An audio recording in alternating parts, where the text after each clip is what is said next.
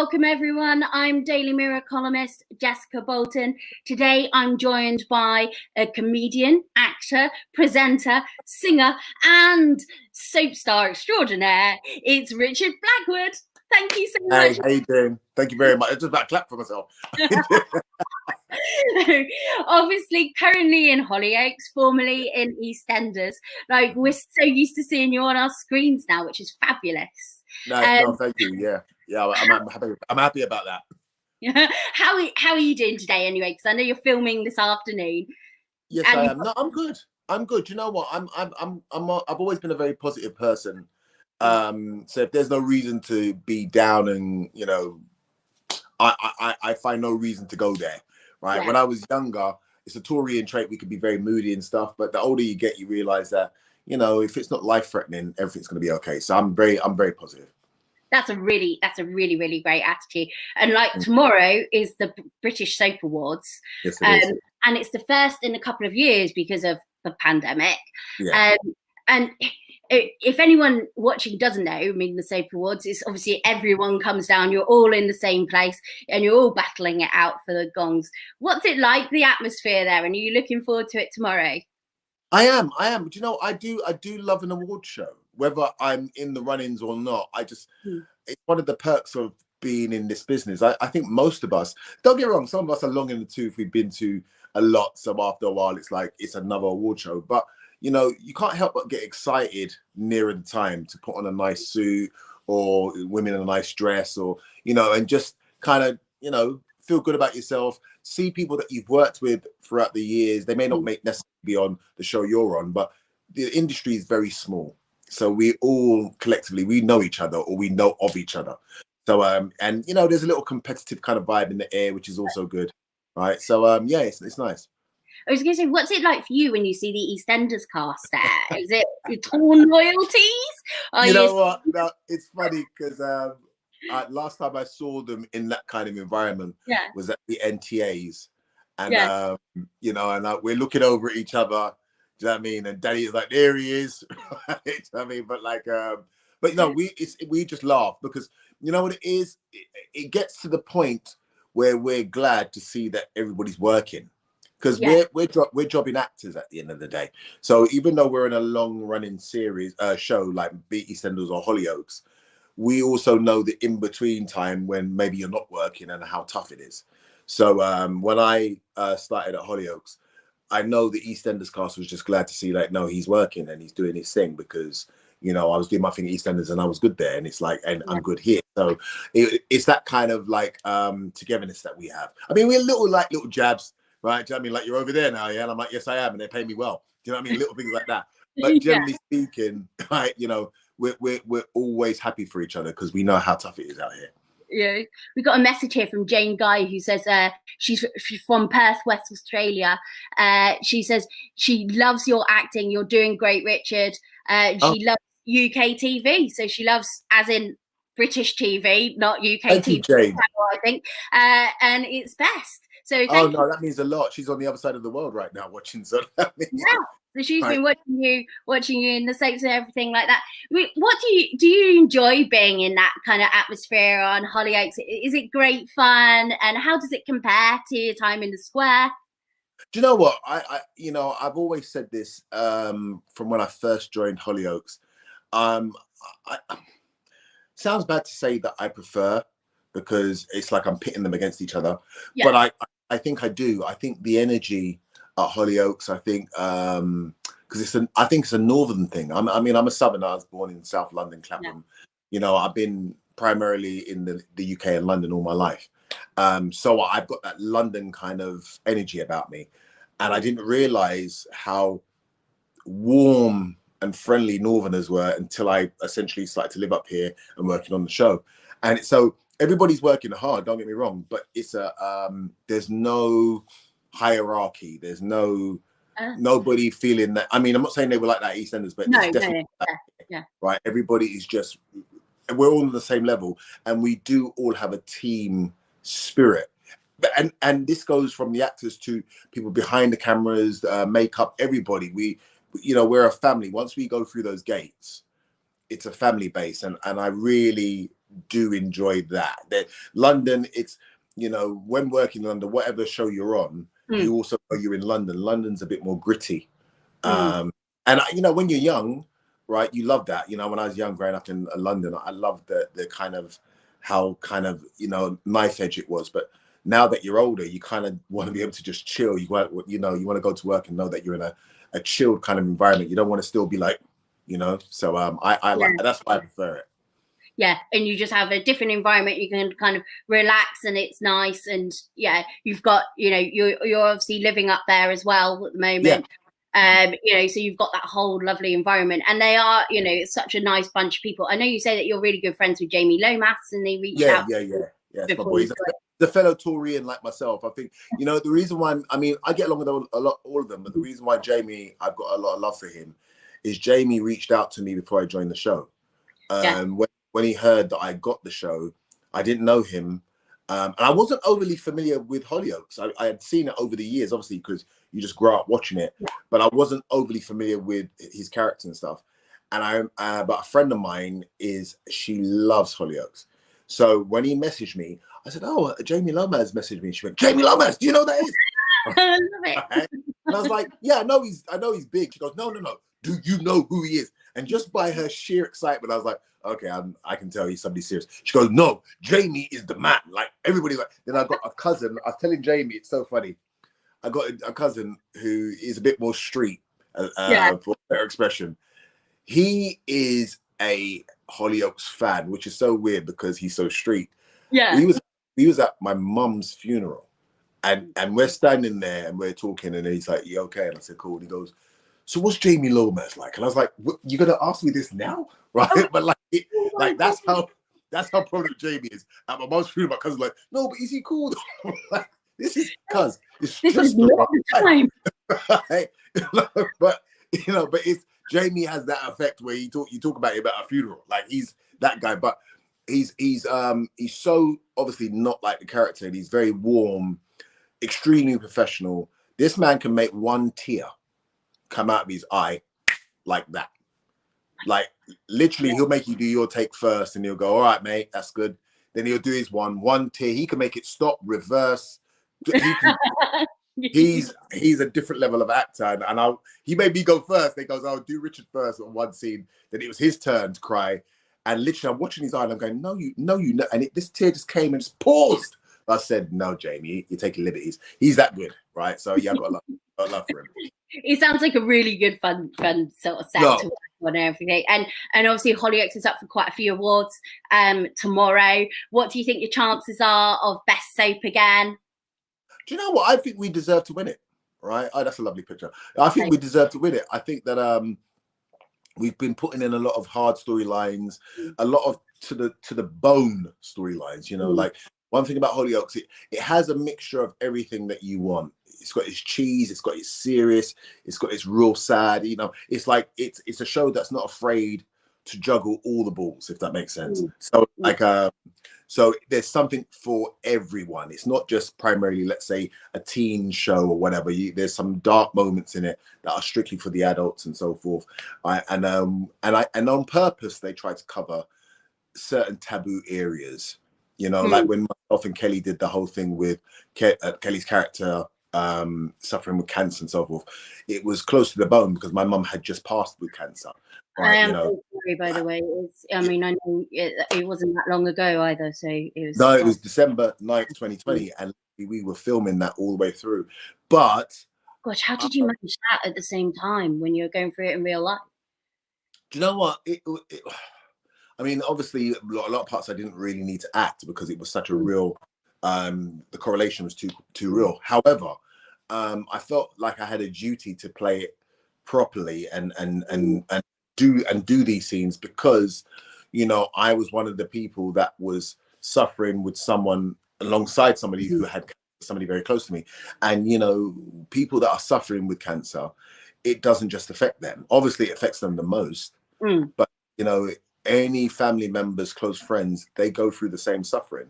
You know, they're right there with them. So I had to kind of play that role of being her partner and showing that, you know, I will stay with you regardless of what happens, I'm staying right here. We are remaining positive, but as a partner, and so a lot of partners out there, be it male or female, right? You know, hopefully we touch them as well to show what it's like for them being on the other side, trying to make sure that you've always got somebody to lean on in such a horrible situation. So, you know, I felt I owed that to the scenes. That's a really good point. And did it in a way kind of help you a little bit because you're kind of sort of processing all that sort of emotion at work? Kind of. The first time I cried properly was actually on set. So we had to do a scene where I hear for the first time that Martine, Kelly, who plays Martine, had cancer. And I had to leave the room because I was with Grace, Tamara's character, and go outside and then cry. And I hadn't cried really since my mum passed, and it wasn't that long after. So, you know, and the director, bless him, he didn't know that I was dealing with that. And then, so literally it was like, look, you know, we need you to, and I was like, cool. And then afterwards he was like, he goes, I didn't know that that's what he was going through. And because obviously when it came from a real place. Yeah. Right. Yeah. You know, at first I couldn't cry. At first we was trying, and the eyes watered a little bit, and then we just said, cut, that's the best we're gonna get. Then as I got up, it started to come, and it was so crazy. They set the cameras back up, right? You know, literally, and they said, Richard, just sit down. And they just started filming, and I was crying. Do you know what I mean? But it all just rushed over you. Yeah. But because, you know, people don't understand when you see actors, that's why actors are very good, because people see crying scenes and they just assume like, oh yeah, I could do that. But sometimes sometimes you don't get no lead up.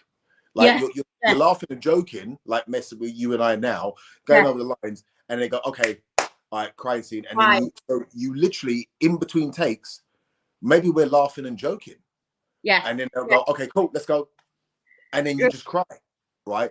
Women find it easier because women are more in touch with their emotions, but men, they find it extremely hard to cry, especially men that are, you know, raised like stiff upper lip and it's be okay and what you're crying for and all that. We've wrestled that part out of us, and now we've got you tuck that away, that side. Yeah. So it's like, I mean, you've had some great storylines on the soap so far, and I know Kelly is announced this week that she's leaving. So that's your sort of on-screen wife, obviously Kelly Bryan. Did you know each other from back in the day? Because I mean, obviously you were a singer, a performer, she was in Eternal, or did you know each other then or not? Yeah, Kelly and I have known each other about 25 years, right? Because Kelly was at my son's christening, and he was 6-7 months at his christening. She came with her mother, right, to my son's christening in Hackney. That's how far back we go. My son's 21 now. I saw on your Instagram, your son is not 7 months anymore, is he? Yeah, he's not. He's definitely not, right? You know, so like, but yeah, she but I remember it well. But I've known Kelly for years and years, like from the beginning, really, of both of our careers as such. Kelly, Eternal became big before I did, but like we knew. I went to college with Esther and Vernette, who were the two sisters in the group. Right, we were in college from when I was 17, and one of them's younger than me and one's older. Right, so yeah. So the history is quite deep with myself and Kelly. So, which made it easy to do scenes because, you know, if you're playing with anybody that you're acting alongside, even if you have to play enemies, if you're actually friends, you can play the dark scenes very easy because there's a safety that you have with each other. That you can go as far as you want. Like, let's say me and Jamie, we do scenes where maybe we have to push each other, and there was a lot of scenes where we're getting into fights and whatever not. And you know, Jamie go, you can push me, and I go, you can push me. Like, it was because if you don't know each other, then you feel funny to push somebody because you don't know if they're gonna go, I'm gonna call my agent. You're not actually allowed to touch me. You know, they were a little bit too rough there. We're gonna a little bit too rough. We're gonna have a word about that, right? But with two friends, it's like, no, you can go as far as you want. And it was the same with me and Kelly. Like, it's like, no matter what the scenes, Kelly would go, I trust Richard, so it's okay. Because she knew me as a friend for many years to know that Richard would never be inappropriate or anything like that. I mean, that's not my way, but generally speaking, she knows that I trust Richard with that. If he has to hug me and hold me, I don't need to worry about him being, it's like, that's Richard. So those things really help with actors. I mean, don't get wrong, you see some films where actors, never got along, and because they're professionals, that they were able to dig deep and find it. But obviously, if they were friends, it would make it much easier. Are you really going to miss her when she goes then? Of course. Yeah. I mean, me and Kelly are friends, so me and Kelly will speak regardless, right? And Kelly lives near me anyway. But but what me and Kelly had on screen and just the working environment. I mean, Kelly probably would find it easier because I would make her laugh. She I was the worst. Like, I'm not the best person when you got to do a crime scene and I'm there, right? Because I would just, and the thing is, not my intent. I just like to make people laugh. So I'm there and she'll go, Richard, stop. And that's the worst thing you can say. And I go, what am I doing? What am I doing? And then I'll continue. And she'll go, no. And she'll walk out the room. Right? Do you know what I mean? And I go, no. I go, you got to find it. This is good training. You got to find it. I don't care. Right? Yeah. And she would. Every time, bam, tears, the whole nine. And then she's wiping her tears going, that she's vexed because she's like, you try to make me laugh. And I goes, but you done it though. You see, you're good. I'm trying to help you. That's what I like. I'm sure she appreciates it, honestly. And oh God. The good thing, obviously, your character Felix. Now, when Kelly leaves, now does this mean that Felix is going to be hooking up with some of the other Hollyoaks hotties in the soap? And who have you got your eye on? Can you go and have a little word with the script writers about, like, maybe Felix wants a fling with this person or that person? I mean, it's fresh. Kelly has. We just talked about Kelly leaving the building, and already you're like, Kelly might be watching this right now. Like, wow. Oh, I'm only joking. But Felix is going to obviously need companionship. Yeah.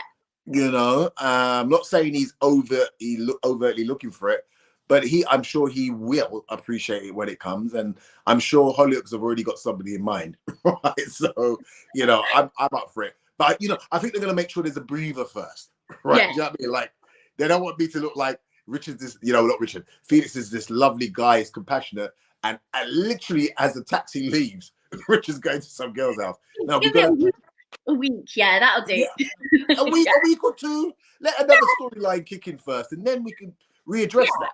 Yeah, exactly. Because obviously, for everyone that watches Hollyoaks, you've got a lot of the great storylines you have. You've had some very troublesome kids in the series. You've got one that's in prison for killing Lisa Loveday. You've got DeMarcus who's coming back, and it's not been a happy situation for you in their storyline wise. Now, obviously, you're a dad in real life as well, and your son is, as you said, 21 now. What's that like to have a 21-year-old son? Do you know what? It's that picture was actually on his birthday. We on his 21st birthday, we went to see Scream, the new one, right? Yeah.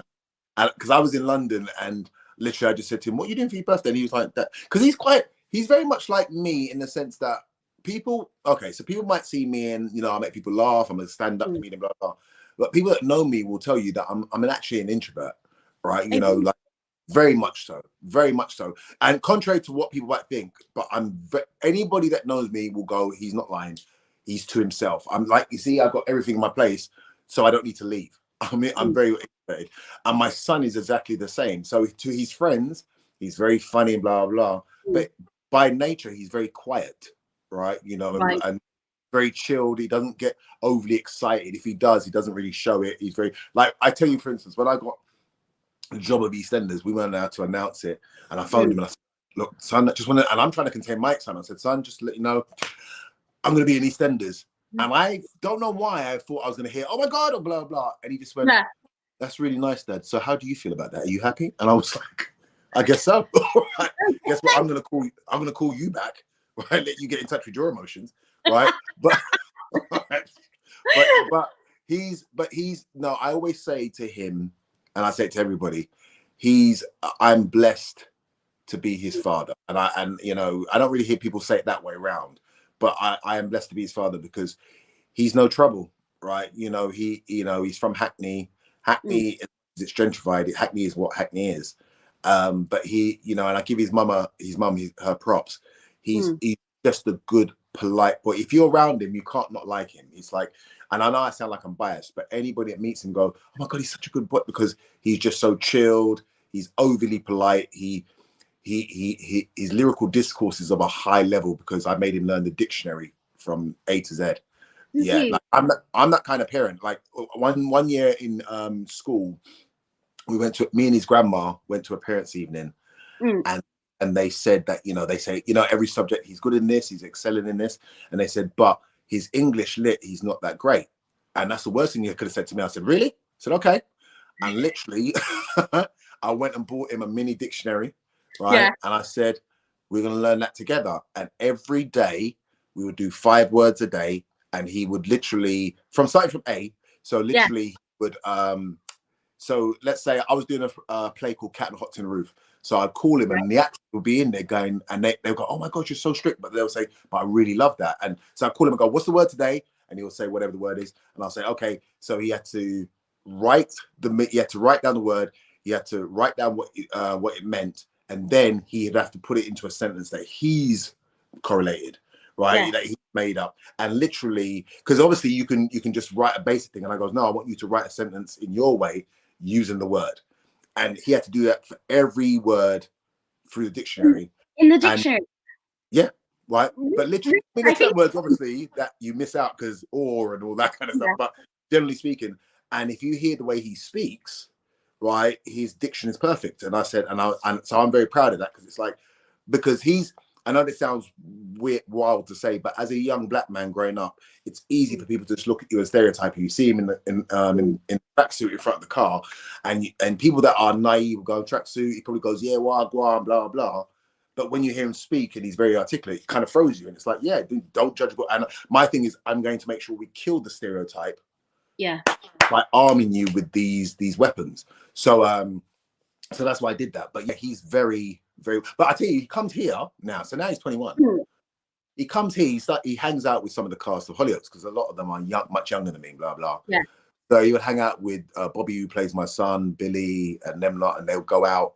So he comes here, and the first time he came here, it was like, I was like, "There's your bedroom, son." And he's like, "Yeah, cool." And he went out with the guys, and he didn't come back home. I was I turned into one of those parents where you stay up late, and he gets in. And I go, so what time do you call this? What time do you? Yeah, if you don't picture that you're going to be in that position, do you? Because you think, well, you don't feel like you're old enough to have a kid, that you've got to sit there going, what time is this? And I was really hurt, and he was looking at me like, sorry, Dad. Like, first of all, I'm calling him, then what time are you coming home? No, actually goes, I left the front door open. And he goes, yeah, Dad, I don't think I'm going to be home tonight. And I went, you what? What do you mean you're not going to? And I wanted to say, yes, you will be home tonight. Right? Then I realized that time he was 20.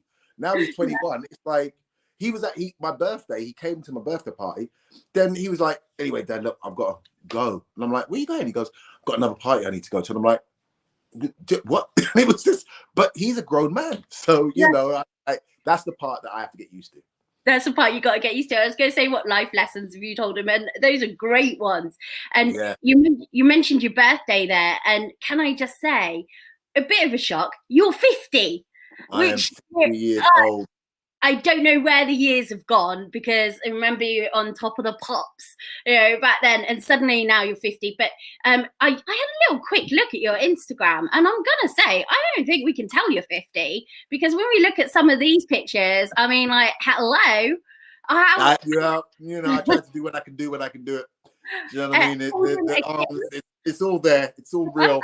It's not Photoshop. It's all real. Oh, that's Riri. That's my cat that sleeps on my sofa when I'm in bed. That's the culprit right there. That's the culprit. That's the little one that comes and does it. Look at her. She's vain looking at the camera. What? How upset are you that the Soap Awards no longer does sexiest male and sexiest female? I think they knew I was around. I think they heard that I was joining the show, and they wanted to make it. You see, they wanted to make it fair. Yeah. By just extracting that section from the show. But that's okay. I'm not upset because we know. And the thing is, I wasn't even in great shape there, but we know who won, right? Let's just. They couldn't keep going once you were there. It's just unfair because I'd be getting awards and they have to go, and sadly you couldn't be here because I'd just be at home going another one. You know what I mean? So I haven't got room to put them in. Well, I don't know where I'm going to put it. So let somebody else have it this year. but no, I'm. You know what? No, I'm very grateful. When I was younger, and I'm sure men and women can relate to this. It's like you got friends around you. When I was like maybe 20, 19, they already had moustaches and stuff. And I used to try and shave it and lick it, hoping that something will come. And I go, oh, it's tingling, it's tingling. That means it's coming, right?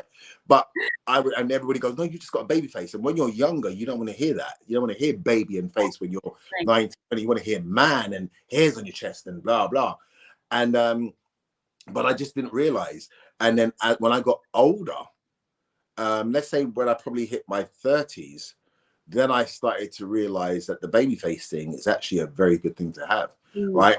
I mean, I just developed late, basically. I was a late bloomer, but it was a great thing because it meant that you're actually aging very slow. So by the time I hit 40 and people would say, oh my God, you look 30, then I was like, I then started to look forward to each 5 years, 10 years. So now I'm at 50. I'm very, some people are afraid of age. I've never been afraid of age. I embrace age because besides passing away, it's the only thing that's guaranteed. So, I hear people, the young lot say, oh, is he, like I'm doing a show for Mo at the end of the year at the O2 and somebody put in a comment, does he still have it? All right, which is obviously like a thing to say, oh, he's old now. And I just thought to myself, like, you two will get there. Right? Do you know what I mean? Like, that's the thing about it. Young people think like, oh, you're old. And it's like, oh, don't worry about nothing. My grandma used to say, you blink and you turn 40. Yeah. Right. I mean, and I was 40 10 years ago. So, so my question is not worry about ages, but how are you going to get there? Do you understand what I'm saying? Yeah. Well, that's. I know how I got to 50. I know you can see that, right? I know how I got there, how I live stress-free. I train, I do Muay Thai. I don't drink. I look after myself because I know that age is a thing that if you don't look after yourself and just those little things, you don't need to go into a deep spiritual thing, but as I say, just remaining away from stress and things like that. Age as a way of showing you that you really are old. Right? I mean, so I stay away from stress. That's a really good point. I mean, we know, and you've spoken about that you had some very, very dark times back in the early 2000s, and you've been very good at talking about this. And we support a lot of mental health stuff through the paper, and I did a big series because I've had my own things as well. So it is very important. And you've spoken out about how low you got, which it was about as low as you could. And how do you feel now looking back at that? Can you picture if things had gone differently? Like, can you still recognize that in yourself? And how do you still have things every day that you do to get past that, or is it so far behind you now it doesn't feel like you? Do you know what? No, okay. So the way everybody's got their own way, I guess, of dealing with when they go through that dark patch. I'd say this. I used to do talks in schools, prisons, right? And maybe not in the schools would I say as harsh, but I would still allude to it, and I'll say at some point in your life you're going to go through a dark patch because you have to. It's testament to who you are going to become. It's all shaping. So let's say, for instance, I was always into I mean, I do martial arts and I always have, but I was always into martial arts as a kid. You know what? You watch the kung fu films, and by the end of the movie, this person's an expert at kung fu, whatever style it is, and they beat the master and so forth, and they skip off into the sunset. But the basis of all those films was the 45 minutes of the training. Whether they're in the water or they're standing on one leg, blah blah. Right, and then what you saw was they got better and they're doing these moves and blah blah. Every kung fu film back in the 70s and 80s always had that segment, that section, that monologue of the training the novice to the expert. That really was the premise of the film, and that was the premise of life. That you want to be a kung fu expert, but are you ready to take the journey to be the expert? And then now you take that section out and you put that into everybody's section of life, and it fits. You want to be a journalist, you want to be an actor, you want to be a fireman, blah, blah. There's going to be a section in your life that's going to test you, right? Test your whole being in terms of the type of person you say you want to be. You don't just become that person. Unfortunately, you have to go through stuff to become that person. And then, and then ultimately, I had this analogy that I use, that your life, you're a movie or you're a book. And, you know, the people that come into your life are characters within the movie, within the book. And what part do they play? So if somebody hurts you, if you're watching a movie, let's say, and so there's a character that comes and hurts the star of the film, that person is the evil person in the movie. Right. And you can't wait to see either their demise or the character to bounce back, and that person kind of go, I wish I never did that. That's what you wait for, because it's the balance that you want to see. So when people hurt me or have hurt me, at the time I felt my pain, but I've understood that you are the bad person in my movie. Right. That was the role that you was meant to play. Now, I'm sure you won't feel good when that movie comes out and you know that your scene's coming up. Right. And you go, and your family looking at you like, is that what you did to him? Right. Because you know it's truth. Right. Do you know what I mean? I don't want to be that person in anybody's story. Right. Do you know what I mean? Right? That's what I'm saying. Yeah. So then I use the same analogy in terms of the dark patch that I went through with the bankruptcy and everything like that. It's like, you say you want to be this type of man, but the bankruptcy and everything that happened to me, the public shame and all that kind of stuff, was part of what's going to make you become the legend. Because in entertainment, at some point, if you think about all the greats, at some point the people need to start disliking you and then like you again. Right. And you don't really hear people say that, but I'll give you one reference. Beyonce is a megastar and she can't do nothing wrong, but people conveniently forget that there was a time that people hated Beyonce when the group split up and and then Michelle joined. The two original members that left, there was all this talk about, Beyonce's father, and Beyonce was the reason why it never happened. And for a long time, people forget, people didn't like Beyonce, right? People were like, Beyonce, you know, nepotism, her dad helped her, blah, blah. And they turned against her for a little while. And Beyonce fought that, right? She fought against that and then became this icon Beyonce, and people just automatically forget that, there was a time when we didn't like her. Right? Do you know what I mean? Yeah. You understand what I'm saying? So what I'm saying is that they would ridicule her. And now she's a person that if you see Beyonce, you're bowing like, oh my gosh, because she's earned that place. It's like you have to have that fall before you can fully, of course. You know, achieve that. Yeah. And in yourself now, do you obviously feel stronger, and you know, how do you feel every day? You just sort of, is it ever play a part in your mind anymore? No, it plays a part in a good way. So now, as I say, like earlier, prime example, when we first came on before we went live, you guys said you like my sofa, right? Yeah. Like, and I saw this sofa. Obviously, Woody Harrelson did the advert, right, with the sofa, and I was like, oh my god, I want that sofa, and I bought the sofa, right? Yeah. So, but what it is, more importantly, is I look around at my place every morning. I wake up. I'm a very clean person. You can see everything's in its place. I've got OCD, blah blah, right? Yeah. But I remember the times when I didn't have it. And I'm talking whilst I was quote unquote famous. Now, after EastEnders, I didn't have no money. It stopped, and there was no money coming in, and you know, I was out of work. You kind of imagine, like, you do imagine, you've been on this big thing, you know, you're financially set. But you see, I was going through a lot at the time. That's another story I'll mention another time. But but literally, money started to dry up because I essentially wasn't working for about a year and a half after this, because I got Hollyoaks maybe after 2.5 years, and I did a play called Typical, which then led to this. So you could say easily for about 2 years, besides the odd comedy gig here and there, I wasn't working.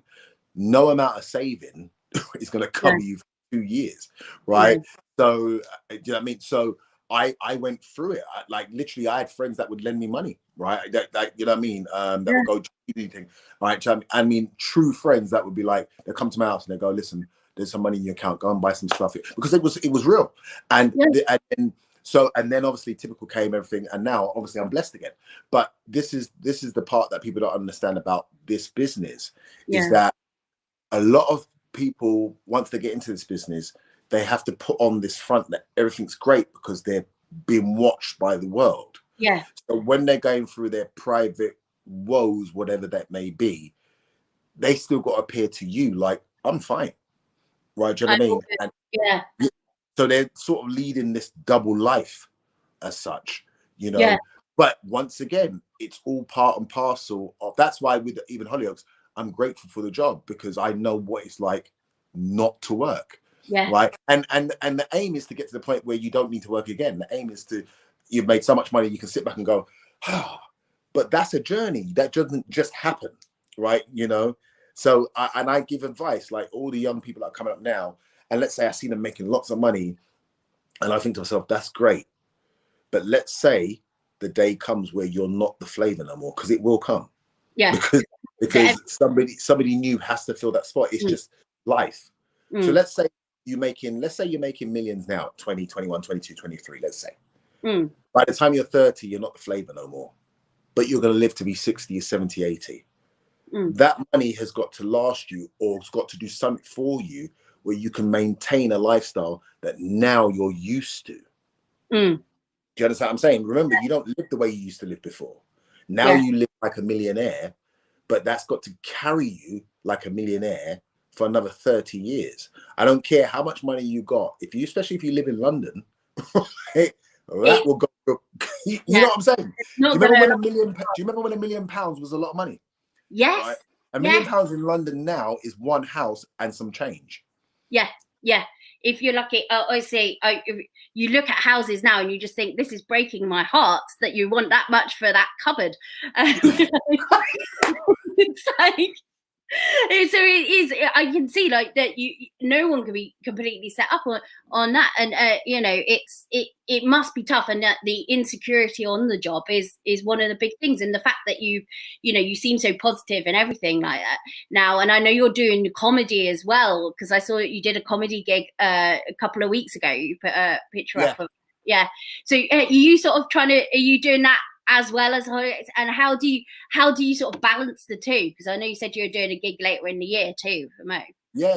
I've got a gig later on tonight, right? But in Coventry, funny enough. But like, do you know what it is? I now have found the perfect balance, because I'm at Hollyoaks. Hollyoaks is full on. Is, you know, you're contracted Monday to Saturday. You know, depending on when you film in those days, but that's what you're contracted for, right? But you know, stand-up shows are in the evening, right? Do you know what I mean? So when I was at EastEnders, I wasn't allowed to do stand-up. Right? Right. Okay. Right. But so I couldn't make money on the back end to make sure I was covered. Here, I can still make money on the back end to go like, okay, you're good. Do you know what I mean?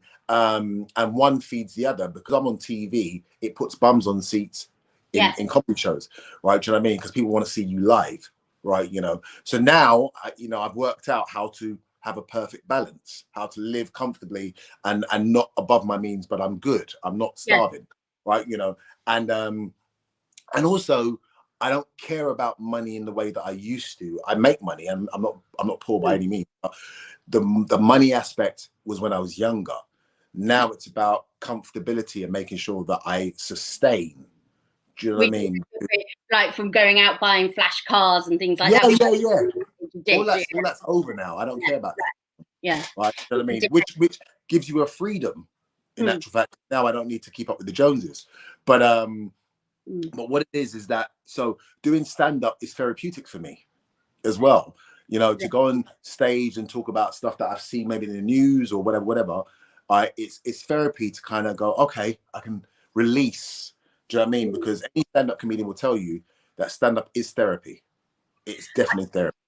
It sounds like it could be. It sounds like because you can get these things out and you're telling people stuff, they're responding to you, but you've also got that sort of protection that it is comedy. You're making people laugh, so they don't know whether it's real or whether it's exaggerated, and you can just 1,000,000%. 1,000,000%. Yeah. We saw a scene there a minute ago of one of the fun scenes that you've recently done on Oats, where you had to help Nancy deliver the baby, which I thought, oh my gosh, which made me. I had a couple of questions on that. Were you at your own son's birth, and because I feel that the horror of this would be quite scary to have to see in real life. No, I'm actually glad I can actually say I was. My son, I was there for it all, right? Were you? I saw everything, right? Do you know what I mean? Right? And I was the first person to hold him, right? Oh, yeah. He was born 8 pounds 2 ounces at 10:45, January 15th. I remember it well, vividly, right? So yeah, and I remember he was just blinking. It's like, it was really weird because he was trying to focus and he just couldn't focus. Right, he was doing that, right? That was the first thing I said, "I'm your dad." And he was like, I don't know where I am. It was a moment. It was a magical moment.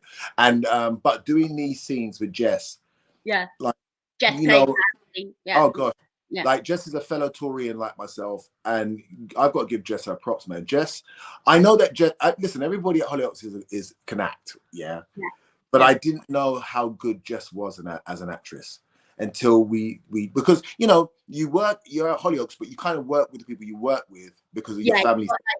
Certain storylines, you're always with the same people. Same people, so you get used to them. So this was mine and Jess's first. We did a couple scenes before in preparation, and then we did this scene, which took us the whole day. And Jess won't mind me saying this. She's very modest, right? She's very humble, but she had to do that scene where she cries, where she talks about the loss of her child before. Yeah. I tell you something, right? We did about 3 takes on that. I can't remember which one they actually used, but the very first one she did, when she broke down, I did because the camera was kind of on the side of us, which meant I had to follow on. It's not like I could make a mistake because the camera's on her. Camera's here, right? So I had to get mine right, otherwise she would have to do her bit again. Yeah. I was under so much pressure because she broke down like she had come away from the script. Right? It was so, she couldn't even get the words out. And I was like, so I started shaking. And then my response was a real one of me fluffing the lines as I was going through, because of not knowing what to say, but I'm trying to find something to cheer her up. That was real. And afterwards I said, I'm sorry. I said, I've never seen nothing like that before in my life. And she was like, oh, don't. She's very much like, right. And I was like, I have not seen nothing like that before. She actually had to leave the room. That's how good she was. She had to leave the room. Yeah. She's really good. There's so many sort of outstanding people on the show, and it's such a good show because it does really tackle loads of different things. And I know, obviously, you've got you've got nieces of your own who are quite young, and obviously your stepsister Naomi Campbell has her little one. Have you got to meet her yet? No. me and Naomi now are more Instagram friends than like don't get me wrong, right? Obviously I always got love for her because we grew up together, right? And she is definitely one of one of my main influences is my Uncle Junior, but Naomi is definitely an influence because I was blessed to see her at 12 years old and I'm 10. No, I was 9. She was 11 because she's 2 years older than me, right? So that was the first time we met because our parents got married and blah, blah. And that was the first time that I got to see her before she became a star. So I knew her all the way through. And I remember she would talk about the fact that she was going to be a star. And, back then, early 80s, we're like, whatever. It's not like there's social media where you got anything to base it off of or people to look at. This was like, she just knew. You got nothing. But I would see, my dad and her mum, we would drive to dancing competitions that she used to do and stuff like that. And, and literally just watch her doing her thing. And then one day she got discovered and then it felt like I blinked and she became a star, right? But as I say, it was nice for me because we still had that brother and sister energy. Even after our parents split up, right? We still had that where she would come. I remember when she came to my house, and we were sitting on my bed, and she goes, "Guess who I'm going out with?" And we're talking like we're kids, right? And I'm like, "Who?" She goes, "Mike Tyson." And I was like, "Huh? What? You doing with Mike Tyson?" I said, "What if he tries to hurt you? I can't do nothing about it, right?" And she was like, "Hurt me." I love that response. No, do you know what I mean? Like, but this is what I'm trying to say. Like, she went from being the kiddie sister to I'm now a star, and Mike Tyson's my boyfriend, right? Do you know what I mean? But how do you? God, sorry. I was just gonna say, how do you even fathom that? You know, like. But that's why it was good, because it showed me that you can go from nothing to something. So that's why that's what I took from it. It took, like, watching her career, even from a distance now, because as I say, we don't speak as often as we used to, right? She reached out when my mum passed. I'll give her that. But like, but what it is that, you know, and we sometimes we like each other's pictures. It's just an acknowledgement of like, I see you, blah blah. Right. But it's, and obviously we're connected because we share the same brother, because my brother Pierre is her brother, blah blah blah, right? But if anything, I think we're just proud of each other, because we both, and I've never said it to, well, I said it to her at the time, but I'll always give her props, because when I did the Richard Blackwood show, she came on the show, but originally when we were trying to get hold of her, the management was saying, no, she won't do it. And I remember I called her. I said, "Oh, no, I want you to do my show." And she goes, "What are you talking about?" She goes, "Of course." And I goes, "Oh, your people are saying that she can't." And she went, "Who said that?" I said, "Don't worry." Right. And she's like, "What are you talking about?" And she came on the show. And so I've always got respect for her, because she didn't have to. Yeah. Right. Yeah. I mean, she came on the show, and on the show, she was like, "Brother, I'm really proud of you." So, you know, there will always be that between us, because we grew up from zero figures to now. Yeah. And it is those formative years where you both made the time, where you grew up alongside each other. And, you know, what I gotta say is, did you always want to hang out with your sister's mates when she became like a supermodel? I mean, crikey, you're like, "Oh, I'm gonna hang out with my sister's mates. It's Kate Moss." This is gonna sound kind of weird, but not really. And you know why? Because the supermodels, they're beautiful, but they were too slim for me. Oh, that's fantastic news. I'm not. Anybody that knows me, you have to be curvaceous. Too slim, we'll just be good friends. Hooray! No.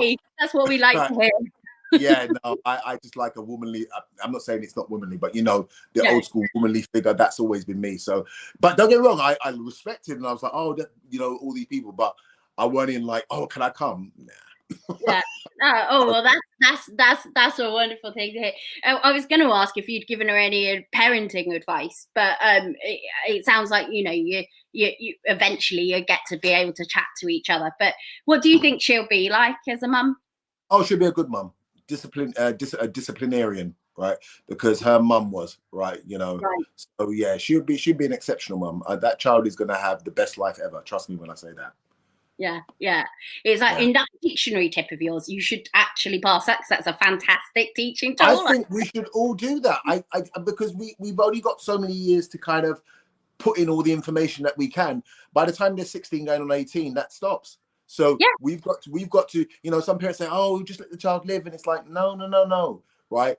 A child is a child. We have to make sure that we put enough in that child to at least help that child with life experiences, because what that child's going to experience real things. Like we know this. So if we can instill as much, even the rights and wrongs, right, and heavy consequences for the wrongs and the rights, blah blah. If we don't instill that, that means they're going to discover those things by themselves. And trust me when I say, we all get older, and we wish that our parents had taught us certain things, you know. So my thing is, I'm not going to do that where my son has to go, "Why didn't you tell me that's what happens?" I'm going to tell you, and rather it come from me, it might come across harsh, but I love you. So I'll tell you exactly what happens when you do that, right? You know, and if I have to discipline you, I will also discipline you, but it's coming from a place of love, because that person over there, if they discipline you, they don't love you. So they don't have a moral line that they won't cross. I have a moral line that I will not cross. So you're safe with me. You're not safe with that stranger out there. So, you know, say, "Oh, you shouldn't, you know, I discipline your kids in certain ways." Like, yeah, you're going to leave it to the stranger on the street. Right, I'd rather take my chances with me than a stranger that doesn't love my son. But that's just my idea. No, that is such a good point. It's such a good point. Now, I was just going to ask about going forwards, and you know, ambitions still going forward? So I know you've just done your sci-fi film, which which came out, and I know you've got other projects. What have you got? What's on your bucket list career-wise that you want to do? And it's always been Hollywood. It's always been Hollywood. I'd love to play like Will Smith, Eddie Murphy. Those have always been my idols. Eddie Murphy first, Richard Pryor before that, but I'm showing my age, but like that's always been my dream, and I know it will come to fruition. I think Pryor now is just me. I always say train for the role that you haven't got yet. That's another analogy you guys can use. Train for the role that you haven't got yet, which means that you're preparing yourself for what it's. If you say you want this, then get in preparation from now. Don't just wait for it to come, because you might not be, like it's like saying, I want a good man or I want a good woman. And it's like, but are you a good enough man or woman for that person when that person comes, right? What do you need to do now to make sure that when that person comes, you don't disrespect that person or you respect that person's time? Don't just sit there and go, why won't they come? They're not coming because your house is not in order, right? And it's exactly the same thing with careers. People want to become famous now. And it's like, but are you good enough? Yeah. Are you ready enough? Oh, we've lost you. We've lost you for a second. I was about to say that given that tuxedo picture, perhaps he should throw his name in the hat for the old 007 gig that's coming up, because it's been much talked about. Got you back, Richard. I was just, we got no sound. We're having a little bit of a technical problem, because I know it's probably Hollyoaks saying you've got to get to set. Like, can you hear me yet, Richard? Can you hear me? I can hear you. Hollyoaks was just calling me, asking me where I am. I wondered if I had a little text, so I thought they might be. That was exactly it. So I better let you go in a minute. My last question to you was going to be, are you ever going to do any more singing and performing? Because if we remember back there, you reached number 3. I was watching your video this morning as well. You on Top of the Pops. Can you ever see yourself doing that again? Look at the picture. Never say never. Never say never.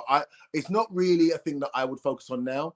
However, I've realized how life goes, and the thing that you say, for instance, when I joined EastEnders and even Hollyoaks, those weren't things that were on my timeline as far as I was concerned, and now I'm here. So I now understand that I've got this saying that God is laughing at your plan. So you've got all these things that you say you want to do, and God goes, yeah, all right, we'll see, right? So my thing is that I will never say never. And talking to never say never, you were killed off screen on Enders. Yes. So there is a potential. You haven't seen the body. You could go back. Would you ever? I don't know about that. I had a great time at EastEnders, but right now, because my focus is so much Hollyoaks, I wouldn't even want to put that into the stratosphere. No. I'm only joking, just because it's always when there's nobody, that means that there's definitely a way of writing around it. Oh yeah, no. If they wanted to, they could always write me back in. But exactly. Right now they can't. Exactly. And my sort of last thing I just want you to touch on, and it's quite a serious one, but it is a very serious one. But just to touch on, because I know you fronted a Hollyoaks for the Black to Front Day, and we talked to you about that, and it was very passionate piece that you gave to us for the paper. And do you think things have changed since George Floyd in terms of, or how people are more aware now? They can't, because here's the thing, when it comes to racism, people see it. They're not stupid. They know what it is, right? But now George Floyd was so in your face, it couldn't be denied. Prior to George Floyd, any other incident that you heard of, people always, especially people that had those views, they always would say, yeah, but what happened before the video? We don't know the full story. We don't know both sides. But what they saw was something real heinous and horrible. But it's like, no, we don't both. But with George Floyd, it was like, okay, we're not allowed to say nothing, right? Because we've seen it. And so I think with racism, unfortunately, racism still benefits certain people, which is the reason why it's hard for it to go, because certain people know that their lives are better if racism still exists. Right, if we still look at certain people as beneath us, we can treat certain people a certain way. I always say this, right?